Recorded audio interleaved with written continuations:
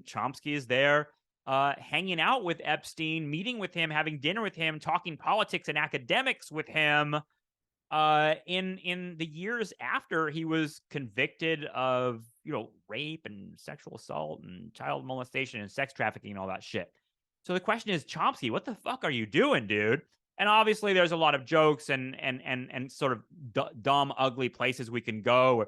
It's like, is Chomsky, using Epstein's services? Is Chomsky a pedophile? Is Chomsky getting massages like Alan Dershowitz? And what do we do with it? Do I now burn my copy of Manufacturing Consent with a tear in my eye and say, I thought he was a good man, but it turns out he hung out with Jeffrey Epstein? I don't know.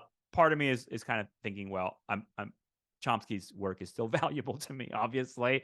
But it is kind of troubling and weird. I think that the troubling part of it was honestly Chomsky's response. So here, the Wall Street Journal actually asked Noam Chomsky, yo, what the fuck with you hanging out with Jeffrey Epstein lately? Or not lately, but, after the guy got out of prison for doing all that gross shit.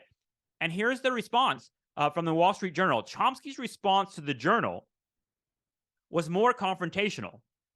First response is that is none of your business or anyone's. Second is that I knew him and we met occasionally.